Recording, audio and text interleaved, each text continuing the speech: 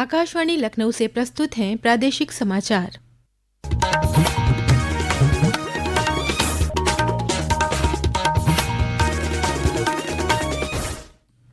मुख्य समाचार। प्रदेश में 9 विधानसभा सीटों पर उपचुनाव के लिए कल डाले जाएंगे वोट।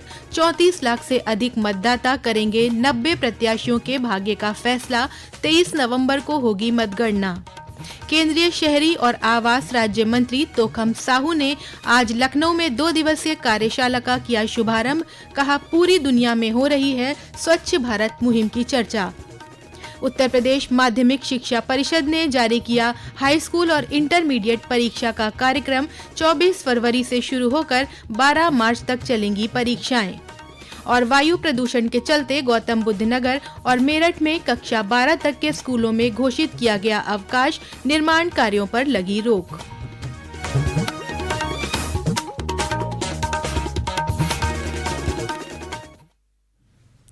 नमस्कार, प्रदेश के समाचारों के साथ मैं तनवीर फातिमा और अब समाचार विस्तार से। प्रदेश में 9 विधानसभा सीटों पर हो रहे उपचुनाव के लिए कल सुबह 7 बजे से शाम 5 बजे तक वोट डाले जाएंगे। मतगणना 23 नवंबर को होगी।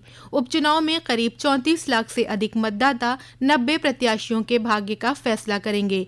जिन सीटों पर उपचुनाव हो रहा है इनमें मुजफ्फरनगर जनपद की मीरापुर, मुरादाबाद की कुंदरकी, गाजियाबाद, अलीगढ़ की खैर, मैनपुरी की करहल, कानपुर नगर की सीसामऊ, प्रयागराज की फूलपुर, अंबेडकर नगर की कटहरी और मिर्जापुर की मझवा सीट शामिल हैं।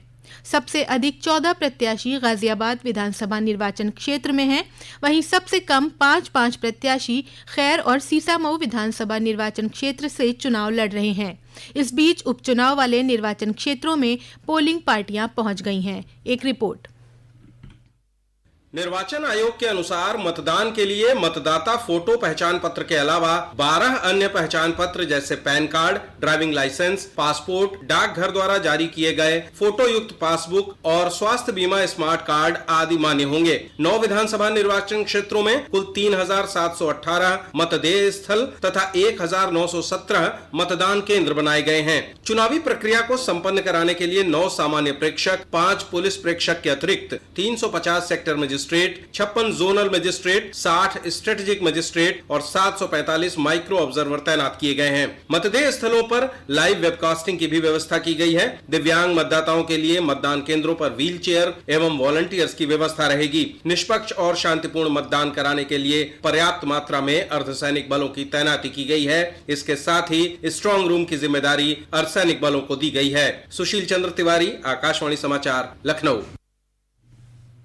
केंद्रीय शहरी एवं आवास राज्य मंत्री तोखम साहू ने आज शहरी क्षेत्रों में सफाई व्यवस्था के सुरक्षित प्रबंधन को लेकर लखनऊ में 2 दिवसीय कार्यशाला का शुभारंभ किया। आज विश्व टॉयलेट दिवस पर आयोजित कार्यक्रम में श्री साहू ने कहा कि प्रधानमंत्री नरेंद्र मोदी की प्रेरणा से शुरू की गई स्वच्छ भारत की मुहिम की आज देश दुनिया में चर्चा हो रही है। लगभग 4000 से ज्यादा शहर ODF प्लस श्रेणी में आ चुके हैं। इस अवसर पर प्रदेश के शहरी विकास मंत्री अरविंद कुमार शर्मा, भारत में अमेरिकी राजदूत एरिक गारसेटी तथा केंद्रीय शहरी एवं आवास मंत्रालय के विभिन्न वरिष्ठ अधिकारी मौजूद थे। केंद्रीय मंत्री ने इस अवसर पर क्लीन टॉयलेट अभियान 2024 का भी शुभारंभ किया। इसके अलावा प्राइवेट क्षेत्र के सहयोग से देश में कम्युनिटी टॉयलेट बनाने और भीड़भाड़ वाले इलाकों में सुलभ इंटरनेशनल की मदद से टॉयलेट स्थापित करने को लेकर समझौता पत्रों पर भी दस्तखत किए गए। आगरा में आज पंचायती राज मंत्रालय द्वारा ईज ऑफ लिविंग पर आधारित द्वितीय पंचायत सम्मेलन का आयोजन किया गया। सम्मेलन का शुभारंभ केंद्रीय मत्स्य पालन, पशुपालन, डेयरी एवं पंचायती राज राज्य मंत्री प्रोफेसर SP सिंह बघेल और प्रदेश सरकार के मंत्री ओम प्रकाश राजभर ने किया। सम्मेलन में जमीनी स्तर पर सेवा वितरण को बढ़ावा देने के विषय पर मंथन किया गया। पंचायत सम्मेलन में उत्तर प्रदेश, असम, अरुणाचल प्रदेश, बिहार, छत्तीसगढ़, कर्नाटक, नागालैंड, उत्तराखंड सहित 8 राज्यों के प्रतिनिधियों द्वारा भाग लेकर शासन से अनुभव साझा किए गए। इस पंचायती सम्मेलन को आयोजित करने का उद्देश्य ग्रामीण शासन में परिवर्तनकारी बदलाव में तेजी लाना है। मुख्यमंत्री योगी आदित्यनाथ ने आज लखनऊ में एक उच्च स्तरीय बैठक में 26 दिसंबर से शुरू हो रहे संविधान के अमृत महोत्सव वर्ष के संबंध में अधिकारियों को आवश्यक दिशा निर्देश दिए। श्री योगी ने कहा कि सभी सरकारी संस्थानों, कार्यालयों और विद्यालयों में संविधान दिवस धूमधाम से मनाया जाए। निबंध और डिबेट प्रतियोगिताएं आयोजित कर संविधान के प्रति निष्ठा की शपथ ली जाए। मुख्यमंत्री योगी आदित्यनाथ ने कहा है कि दिसंबर 2026 में उत्तर प्रदेश और देश को पहली नाइट सफारी का उपहार मिलेगा। राजधानी लखनऊ में बनने जा रही ये नाइट सफारी देश और दुनिया के प्रकृति प्रेमियों के लिए एक नया गंतव्य होगा। ये दुनिया की 5वीं नाइट सफारी होगी। मुख्यमंत्री के समक्ष आज उनके सरकारी आवास पर एक उच्च स्तरीय बैठक में प्रस्तावित कुकरेल नाइट सफारी पार्क एवं जू का प्रस्तुतिकरण किया गया। मुख्यमंत्री ने कहा कि निर्माण कार्य हर हाल में जून 2026 तक पूरा कर लिया जाए। नाइट सफारी और जू के लिए वन्य जीवों के लाने की समुचित व्यवस्था प्रारंभ कर दी जाए। नाइट सफारी और जू की इकोनॉमी के लिए सस्टेनेबल मॉडल विकसित किया जाए। ये समाचार आप आकाशवाणी लखनऊ से सुन रहे हैं। ताज़ा समाचार जानने के लिए आप हमारी वेबसाइट news.air.gov.in पर लॉगिन कर सकते हैं। इसके साथ ही आप प्रादेशिक समाचारों का ये बुलेटिन हमारे YouTube channel news on AIR Lucknow पर भी सुन सकते हैं।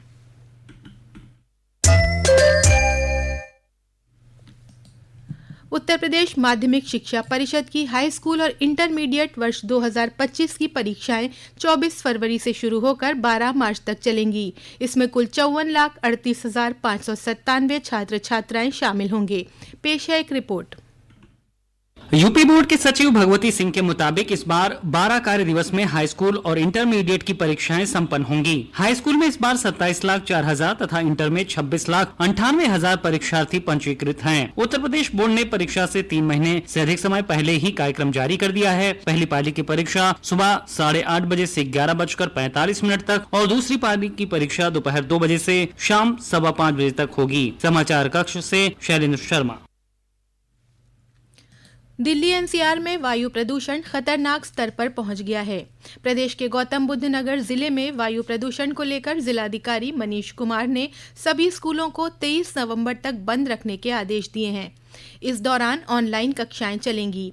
वहीं मेरठ में जिलाधिकारी दीपक मीना ने कक्षा 12 तक के सभी स्कूलों में अनिश्चितकाल के लिए अवकाश घोषित कर दिया है। मेरठ में एयर क्वालिटी इंडेक्स 375 तक पहुंच गया है। जिले में वायु प्रदूषण की रोकथाम के लिए ग्रैब सिस्टम लागू कर दिया गया है। नगर आयुक्त सौरभ गंगवार ने बताया कि इस दौरान सभी निर्माण कार्यों पर भी पूरी तरह से प्रतिबंध लगाया गया है।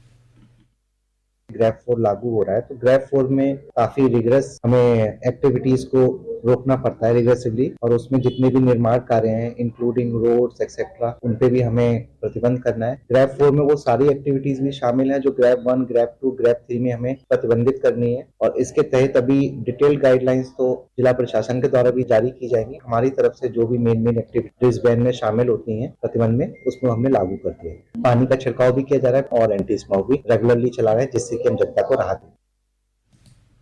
School games federation of India के तत्वावधान में माध्यमिक शिक्षा विभाग उत्तर प्रदेश द्वारा अंडर 17 की 68वीं राष्ट्रीय स्कूल खेल प्रतियोगिता का आयोजन 26 नवंबर से 30 नवंबर 2024 तक गुरु गोविंद सिंह स्पोर्ट्स कॉलेज लखनऊ में किया जा रहा है।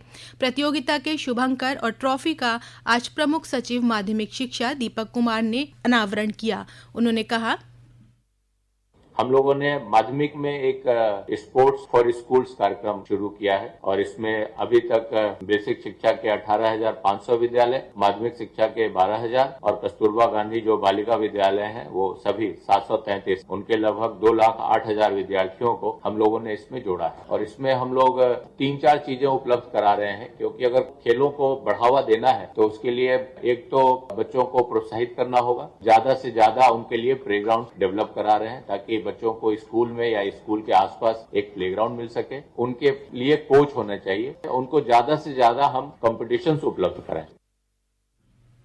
और अंत में मुख्य समाचार एक बार फिर।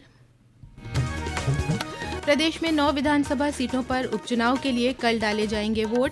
34 लाख से अधिक मतदाता करेंगे 90 प्रत्याशियों के भाग्य का फैसला। 23 नवंबर को होगी मतगणना। केंद्रीय शहरी और आवास राज्य मंत्री तोखम साहू ने आज लखनऊ में 2 दिवसीय कार्यशाला का किया शुभारंभ। कहा, पूरी दुनिया में हो रही है स्वच्छ भारत मुहिम की चर्चा। उत्तर प्रदेश माध्यमिक शिक्षा परिषद ने जारी किया हाई स्कूल और इंटरमीडिएट परीक्षा का कार्यक्रम। 24 फरवरी से शुरू होकर 12 मार्च तक चलेंगी परीक्षाएं। और वायु प्रदूषण के चलते गौतम बुद्ध नगर और मेरठ में कक्षा 12 तक के स्कूलों में घोषित किया गया अवकाश। निर्माण कार्यों पर लगी रोक। प्रादेशिक समाचारों का ये बुलेटिन यहीं समाप्त होता है। नमस्कार।